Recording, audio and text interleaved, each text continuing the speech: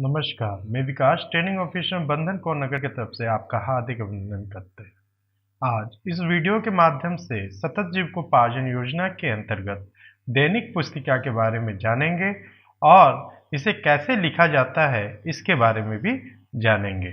दैनिक पुस्तिका आपको स्क्रीन पे दिखाई दे रही होगी और इसे दीदी की पुस्तिका भी बोलते हैं। जैसे कि आप देख रहे हैं दीदी की पुस्तिका में कुछ जानकारी मांगी जा रही है जो हम दीदी से पूछकर इस तरह से भर देंगे जो आपको स्क्रीन पे दिख रहा होगा। अब अगले पृष्ठ पर जब हम जाते हैं तो दीदी की कुछ और जानकारियाँ मांगी जाती है। जो भी जानकारियाँ मांगी जा रही है उसे हम दीदी से पूछकर और सत्यापित कर कर लिख लेंगे और दो फोटो लगाएंगे, एक दीदी का फोटो, दूसरा दीदी के व्यवसाय के साथ फोटो, जैसे आप उदाहरण के तौर पे स्क्रीन पे देख रहे होंगे।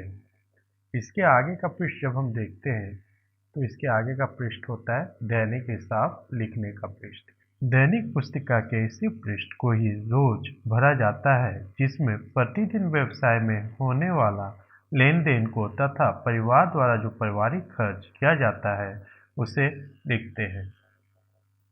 तो चलिए हम लोग देखते हैं इस पृष्ठ के प्रारूप को। तो पहला जो लिखा हुआ है वह है व्यवसाय का नाम। तो हम लोग यहाँ पे व्यवसाय का नाम लिख देंगे। अगर दीदी किराना दुकान की है तो किराना दुकान लिखेंगे, अगर सब्जी दुकान की है तो सब्जी दुकान लिखेंगे। इसके बाद आता है दिनांक। तो दिनांक में हम लिखेंगे जिस तारीख को हम यह कॉलम भरेंगे। उसके बाद आता है दिन। तो जो तारीख है उसका कौन सा दिन है तो उसको हम दिन के कॉलम में लिख देंगे। उसके बाद हम लोग आते हैं देखते हैं प्रारंभिक नगद राशि। प्रारंभिक नगद राशि वह होता है जब दीदी अपना सुबह में दुकान खोलती है और जो पैसा वो अपने गल्ला में लेके बैठती है उसे प्रारंभिक नगद राशि बोलते हैं। इसे पिछले दिनों का अंतिम नगद शेष राशि भी कहते हैं। अब आगे है परिवार द्वारा सामग्री स्टॉक की खरीदारी में खर्च। तो यह क्या है, जब परिवार अपनी दुकान के लिए कोई भी सामान खरीद के लेके आता है बेचने के लिए तो हम उसकी एंट्री इस कॉलम के अंतर्गत करते हैं। उसके आगे है व्यापार की पूंजी से पारिवारिक खर्च। इसके अंतर्गत जब भी दीदी व्यापार की पूंजी से लेके अपने परिवार के ऊपर खर्च करेगी तो हम इसकी एंट्री इसी कॉलम के अंतर्गत करेंगे। उसके आगे हम देखते हैं व्यापार संबंधित खर्च। तो व्यापार संबंधित खर्च क्या होता है, जब भी दीदी दुकान के सामान बेचने के लिए पन्नी खरीदेगी या फिर स्टॉक खरीदारी के दौरान यात्रा भत्ता या नाश्ता की हो, इस तरह के खर्च को हम व्यवसाय संबंधित खर्च में लिख लेंगे। इसके आगे है कुल खर्च। तो कुल खर्च निकालने का विधि क्या होता है, कुल खर्च बराबर होता है व्यवसाय से पारिवारिक खर्च जोड़ व्यवसाय संबंधित खर्च। तो हमारा कुल खर्च निकल जाता है। तो कुल खर्च को हम यहाँ लिख देंगे। उसके आगे हम देखते हैं कि हमारा जो कॉलम है कुल विक्रय। तो कुल विक्रय क्या होता है, कुल विक्रय वह होता है जो पूरे दिन का दुकान खुलने से लेकर दुकान बंद होने तक जो हम सामान बेच देते हैं और हमें उसकी नकद राशि प्राप्त हो जाती है, वह राशि को हम इस कॉलम के अंतर्गत लिखेंगे। उसके आगे है उधार बिक्री। तो हम जितने रुपए का उधार बिक्री करेंगे सामान अपने व्यवसाय से तो हम उसे यहाँ लिख देंगे। उसके बाद है उधार वापसी। उधार वापसी, अगर कोई ग्राहक उधार सामान ले गया हो और बाद में जब उधार वापसी करता हो तो जितने रुपए वो वापसी करेगा उसे हम इस कॉलम में लिख देंगे। उसके आगे है कुल उधार रुपए में। तो कुल उधार सप्ताह के अंत में करेंगे। तो हम देखेंगे कुल उधार कैसे किया जाता है। अब आगे आते हैं तो आगे है अंतिम नगद शेष राशि। तो अंतिम नगद शेष राशि की बात करें तो इससे पहले जो सूत्र के आधार पे हम इसे निकाल सकते हैं। दूसरा यह तरीका है कि हम यह जांच लेंगे कहाँ कहाँ से पैसा आ रहा है और कहाँ कहाँ से पैसा जा रहा है, तो वह कॉलम कौन कौन सा है। तो चलिए हम देखते हैं कि पैसा कहाँ कहाँ से आ रहा है। तो पैसा हमारा प्रारंभिक नगद राशि से आ रहा है, कुल विक्रय से आ रहा है और उधार वापसी से आ रहा है। और पैसा हमारा जा कहाँ कहाँ से रहा है, परिवार द्वारा सामग्री में खरीदारी में खर्च, कुल खर्च और उधार बिक्री।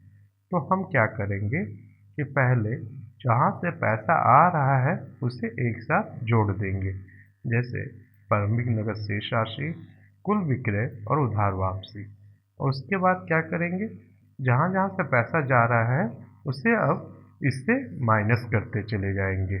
तो कहाँ कहाँ से पैसा जा रहा है, परिवार द्वारा सामग्री में खरीदारी में खर्च, कुल खर्च और उधार बिक्री में। तो हमारा क्या निकल जाएगा, अंतिम नगद शेष राशि। जैसे पहले भी बताया गया है कि आज का अंतिम नगद शेष राशि दूसरे दिन का प्रारंभिक नगद राशि होता है। इसके आगे है कुल पारिवारिक खर्च।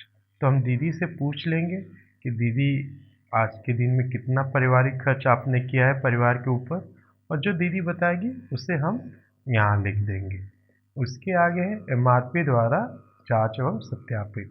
तो इसे एमआरपी सत्यापित करेगा और अपना सिग्नेचर देगा। तो चलिए आगे केस स्टडी के माध्यम से इसे भरते हैं और इसे समझने की कोशिश करते हैं कि कैसे इसे भरा जाएगा। हम यहाँ केस स्टडी में देख रहे हैं कि दीदी को सविता देवी को दिनांक 10/10/2021 को 5,000 रुपये का संपत्ति ग्राम संगठन के द्वारा दिया गया किराना दुकान हेतु। तो एक बात का हम ध्यान रखेंगे, जब भी ग्राम संगठन के द्वारा संपत्ति दी जाती है तो उसकी एंट्री स्टॉक रजिस्टर में एवं एमआरपी रजिस्टर में होता है, उसकी एंट्री डेली रजिस्टर में दैनिक पुस्तिका में नहीं होती है। किस व्यापार हेतु दिया गया, तो ग्राम संगठन ने जो व्यवसाय दिया वह है किराना दुकान हेतु। तो हम व्यवसाय का नाम हम लिख देंगे किराना दुकान। हम जब किराना दुकान लिख देंगे तो उसके आगे हम आते हैं, तो दिनांक 11/10/2021 को दीदी ने, तो दिनांक क्या हो जाता है हमारा 11/10/2021। हम लिख देंगे 11/10/2021। दिन क्या था, तो उस दिन सोमवार था, तो हम सोमवार लिख देंगे। अब हम देखते हैं प्रारंभिक नगद राशि। दीदी का दुकान आज खुला ही है और दीदी के पास कोई नगद रुपया नहीं है, क्योंकि ग्राम संगठन के द्वारा संपत्ति दी गई थी, इसीलिए दीदी के पास कोई भी नगद रुपया नहीं है, क्योंकि आज दुकान खुला ही है। तो यहाँ पे क्या हो जाएगा, 0 हो जाएगा। इसके आगे है परिवार द्वारा सामग्री स्टॉक की खरीदारी में खर्च। तो दीदी का दुकान आज ही खुला है, तो दीदी आज कोई सामान खरीद के लेके नहीं आई है, तो यहाँ पे हमारा क्या हो जाएगा, 0 हो जाएगा, 0 हो जाएगा। अब आगे बढ़ते हैं, क्या लिखा हुआ है, व्यापार की पूंजी से पारिवारिक खर्च। तो केस स्टडी में हम देखते हैं कि दीदी ने कितने रुपए व्यापार की पूंजी से परिवार के लिए लिया। कुल पारिवारिक खर्च 70 रुपये हुए थे और इसमें दुकान से 30 रुपये ले गया। तो हम यहाँ पे लिखेंगे 30 रुपये। 30 रुपये हम यहाँ लिख देते हैं। अब आगे है व्यापार संबंधित खर्च। तो केस स्टडी के माध्यम से देखते हैं, तो हाँ खर्च हुआ था व्यापार के लिए 20 रुपये का थैला खरीदा गया था। तो हम 20 रुपये का जो थैला खरीदा गया था उसका हम यहाँ पे एंट्री कर देंगे। कुल खर्च जैसे मैंने बताया था, व्यापार की पूंजी से पारिवारिक खर्च जोड़ व्यापार संबंधित खर्च को यहाँ जोड़कर लिख देते हैं। तो 30-20 क्या हो जाता है, 50 हो जाता है। अब आगे बात करें कुल विक्रय की, तो केस स्टडी के माध्यम से देखते हैं, तो दीदी ने 450 रुपये का सामान बेचा, तो 450 रुपया जो हम यहाँ लिख देंगे। अब उधार बिक्री की बात आती है, तो केस स्टडी में देखते हैं कि 30 रुपये का उधार गया था, दीदी ने 30 रुपये का उधार बेचा था, तो 30 रुपये हम यहाँ लिख देंगे। इसके बाद आगे बात आते हैं उधार वापसी की। तो क्या उधार वापसी उस दिन हुई थी, तो उस दिन कोई उधार वापसी नहीं हुई थी, तो यहाँ पे हम 0 लिख देंगे। उसके आगे जब आते हैं कुल उधार रुपए में, तो ये हमने कहा था कि अंत में होता है, तो इसको आगे देखेंगे। अब आगे आते हैं अंतिम नगद शेष राशि पे। तो अंतिम नगद शेष राशि का हमने पहले भी बताया था कि कैसे कैसे जोड़ना है और कैसे कैसे घटाना है। चलिए हम लोग देख लेते हैं किसे किसे जोड़ना है और किसे किसे घटाना है। पहले जोड़ना है जहाँ से पैसा आ रहा है, और आपकी सुविधा के लिए मैंने उसे हर एक कलर के शीर्षक में भी उसे रंग दिया गया है।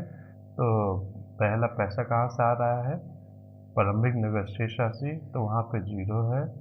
उसके बाद क्या, कहाँ से पैसा आ रहा है, कुल विक्रय से, तो वहाँ पे 450 है। उसके बाद कहाँ से पैसा आ रहा है, उधार से, तो वहाँ भी 0 है। अब क्या करेंगे, जहाँ जहाँ से खर्च हो रहा था वहाँ से हम माइनस करेंगे। परिवार द्वारा स्टॉक की खरीदारी में खर्च, तो यहाँ पे 0 है, तो यहाँ 0 लिखेंगे। उसके बाद कुल खर्च वहाँ पे 50 है, तो 50 लिखेंगे। उसके बाद क्या है, उधार बिक्री, तो उधार बिक्री कितनी हुई थी, 30 रुपये हुई थी। जब इसे कैलकुलेट करेंगे 370 आ जाएगा, तो हम 370 यहाँ लिख देंगे। इसी तरह अंतिम नगद शेष राशि निकाला जाता है। अब इसके आगे आते हैं तो क्या है, कुल पारिवारिक खर्च। तो कुल पारिवारिक खर्च कितना हुआ, तो केस स्टडी के माध्यम से देखते हैं। तो कुल पारिवारिक खर्च जो है हमारा 70 रुपया हुआ था। इसी तरह अगले दिन का भी हम लोग एंट्री देखते हैं। तो अगले दिन के केस स्टडी में क्या दिया हुआ है, 12/10/2021 को। तो दिन क्या था हमारा, मंगलवार था। तो प्रारंभिक नगद राशि, तो मैंने पहले भी बताया था कि पिछले दिन का अंतिम नगद शेष राशि आज का प्रारंभिक नगद राशि होगा। तो पिछले दिन का अंतिम नगद शेष राशि क्या था, 370 रुपया, क्योंकि दुकान बंद करते समय दीदी के गल्ला में 370 रुपया अंतिम नगद बचा था। दीदी वही 370 रुपया लेकर दूसरे दिन दुकान खोली थी, तो यहाँ पे हम 370 लिख देंगे। अब देखते हैं परिवार द्वारा सामग्री स्टॉक की खरीदारी में खर्च, तो खर्च है 300 रुपया। तो आगे देखते हैं व्यापार की पूंजी से पारिवारिक खर्च, केस स्टडी के माध्यम से देखते हैं। तो क्या है, 40 रुपया है, दीदी ने 40 रुपया व्यापार से पारिवारिक खर्च के लिए लिया था। अब आगे देखते हैं व्यापार संबंधित खर्च, तो व्यापार संबंधित खर्च है हमारा 25 रुपया। 12/2021 स्टडी में हम देख रहे हैं दुकान के लिए सामान खरीद कर लाने में 25 रुपये का किराया लगा, तो 25 रुपया हम यहाँ लिख देंगे। अब कुल खर्च हम जोड़ कर लिख देंगे 40 और 25 को, तो यहाँ 65 हो जाएगा। अब कुल विक्रय देख रहे हैं केस स्टडी के माध्यम से, तो क्या लिखा हुआ है, तो कुल विक्रय 675 रुपया, तो 675 रुपये हम यहाँ लिख देंगे। तो उधार बिक्री भी क्या हुआ है, तो केस स्टडी से जब हम पढ़ रहे हैं तो उधार बिक्री भी हुआ है। उधार बिक्री कितने का हुआ, 25 रुपये का, जो हम यहाँ लिख देंगे। तो उधार वापसी आया है क्या, इसे देखते हैं। तो उधार वापसी के लिए हम देख रहे हैं, तो उधार वापसी, हाँ 10 रुपये आया है केस स्टडी के माध्यम से, तो हम यहाँ 10 रुपये का एंट्री कर देंगे। तो अब आगे आते हैं अंतिम नगद शेष राशि। तो अंतिम नगद शेष राशि फिर उसी सूत्र के हिसाब से निकाला जाएगा जैसे हमने बताया था। तो यहाँ पे कितना आता है, 665। कुल पारिवारिक खर्च देखते हैं केस स्टडी के माध्यम से कितना है, तो कुल पारिवारिक खर्च यहाँ पे 90 रुपया हुआ है। तो इसी तरह हम आगे करते जाएंगे। देखते हैं 13 तारीख का जो एंट्री होता है उसे हम कर लेते हैं। तो हमने 13 तारीख का भी एंट्री कर लिया है जैसे केस स्टडी में बोला गया था। आगे बढ़ जाते हैं। 14 तारीख का हमने एंट्री किया, 15 तारीख का किया, 16 तारीख का किया और 17 तारीख का किया। जब हम इसके आगे बढ़ते हैं तो हम लोग देखते हैं कि साप्ताहिक कुल करने की बात आती है। ये चीज़ याद रखेंगे कि प्रारंभिक नगद राशि हम वही लिखते हैं जो सप्ताह के पहले दिन हमारे पास होता है। तो हमारे सप्ताह में पहले दिन क्या है, तो 0 रुपये, तो हम यहाँ पर क्या लिखेंगे, 0। परिवार द्वारा सामग्री स्टॉक की खरीदारी में खर्च में, तो हम जोड़ देते हैं। तो जोड़ते हैं तो हमें कितना आ जाता है, 4100 रुपया आ जाता है। व्यापार की पूंजी से पारिवारिक खर्च कितना होता है, तो हम व्यापार की पूंजी से जोड़ लेते हैं पूरे सप्ताह का, तो हम 270 रुपया आता है। उसके आगे आते हैं व्यापार संबंधित खर्च। तो व्यापार संबंधित खर्च को भी हम जोड़ लेते हैं, तो हमारा कितना आता है, 160 रुपया आता है। कुल खर्च कितना आ गया, तो हम जोड़ेंगे तो 430 रुपया है। इसे भी जोड़ सकते हैं या फिर इसे जोड़ सकते हैं, तो 430 आएगा। अब आगे आते हैं कुल विक्रय। कुल विक्रय को भी पूरे सप्ताह का जोड़ लेते हैं, तो पूरे सप्ताह का जोड़ेंगे तो कितना आएगा, 6455 रुपया। कुल उधार बिक्री हम जोड़ लेते हैं, कितना है, कुल उधार हमने 215 रुपये का पूरे सप्ताह में दिया था। उधार वापसी कितना पूरे सप्ताह में आया, 150 रुपये आया। अब निकालते हैं कुल उधार रुपए। तो सप्ताह के अंत में जब हम कुल उधार निकालेंगे तो कुल उधार रुपए का सूत्र होगा उधार बिक्री माइनस उधार वापसी। कुल उधार रुपए का सूत्र होगा जितना भी मेरा उधार बाकी होगा और जितना मेरा उधार आएगा इस सप्ताह उसे माइनस करके हम लिखेंगे। तो यहाँ पे क्या लिखेंगे, माइनस करेंगे तो देखेंगे यहाँ 65 रुपया हमारा कुल उधार इस हफ्ते का बचा हुआ है। तो अंतिम नगद शेष राशि क्या होगा, 1860 रुपया। तो 1860 रुपया दीदी के सप्ताह के अंत में बचा है, उनके गल्ला में बचा है, इसलिए 1860 रुपया हम यहाँ नीचे लिखेंगे। यहाँ पे हम जो है जोड़ेंगे नहीं, दीदी के अंत में कितना बचा हुआ है, दीदी के हाथ में सप्ताह के अंत में अंतिम नगद शेष राशि 1860, तो 1860 हम यहाँ लिख देंगे। अब बात आते हैं कुल पारिवारिक खर्च, तो फिर इसे हम जोड़ देंगे पूरे सप्ताह का, तो 690 रुपया है। तो हमारा अगले दिन की जब बात आती है तो हम ये साप्ताहिक कुल 18 तारीख को कर रहे होते हैं। तो 18 तारीख को साप्ताहिक कुल करने के बाद जब हम 18 तारीख का दैनिक एंट्री करेंगे तो पहले हम 18 तारीख लिख लेंगे, दिन जो होगा सोमवार लिखेंगे। फिर प्रारंभिक नगद राशि, तो प्रारंभिक नगद राशि जो होगा वो 1860 रुपया होगा, जो दीदी के पिछले दिन अंतिम नगद शेष राशि जो बचा हुआ था। तो यहाँ पे हम 1860 लिखेंगे। अब उस दिन जो जो लेन देन हुई थी दीदी से पूछकर हम लिख लेते हैं। तो फिर पूरे सप्ताह का हमने लिख लिया है। तो अब पूरे सप्ताह में अब आएंगे साप्ताहिक कुल करने के लिए, तो फिर हम प्रारंभिक नगद जो शेष राशि होगी वो क्या होगी, सप्ताह के पहले दिन हमारा कितना रुपया था, 1860 रुपया। तो हम 1860 यहाँ लिखेंगे। फिर आगे जोड़ देंगे पारिवारिक द्वारा सामग्री स्टॉक खरीदारी में व्यापार संबंधित खर्च का, फिर से कुल खर्च कर लेंगे। फिर कुल विक्रय हम लोग जोड़ लेंगे, उधार विक्रय जोड़ लेंगे, उधार वापसी जोड़ लेंगे। अब यहाँ ध्यान देने की बात आती है, जब अगले सप्ताह कुल उधार निकालते हैं तो हम यहाँ देख लेते हैं 235 जोड़ पिछला उधार क्या था हमारा, 65 रुपया था, और कितना रुपया वापस आया, वहाँ पे 55 रुपया आया। तो हमारे पास कुल उधार कितना बचा पिछले सप्ताह इस सप्ताह मिलाकर, तो देखते हैं कितना बचा। कुल उधार 245 रुपया बचा, तो यहाँ कितना हो जाएगा, 245 रुपया। अब हम यहाँ पे देखेंगे अंतिम नगद शेष राशि, तो अंतिम नगद शेष राशि 1453 होगा। तो 1453 यानी 1453 रुपया, तो 1453 रुपया हम यहाँ लिख देंगे। आता है कुल पारिवारिक खर्च, तो कुल पारिवारिक खर्च कितना हुआ था, कुल पारिवारिक खर्च जब हम जोड़ेंगे तो हम देखते हैं कि कुल पारिवारिक खर्च जो हमारा हुआ था वो हुआ था 1720 रुपया। इसी तरह दीदी की पुस्तिका भरी जाएगी। आशा करते हैं कि आपको ये वीडियो पसंद आया होगा, और इस वीडियो को देखने के लिए आपका बहुत बहुत धन्यवाद। आगे इसी का क्रम संख्या चलते हुए स्टॉक रजिस्टर और MRP रजिस्टर के भी वीडियो आप देख सकते हैं।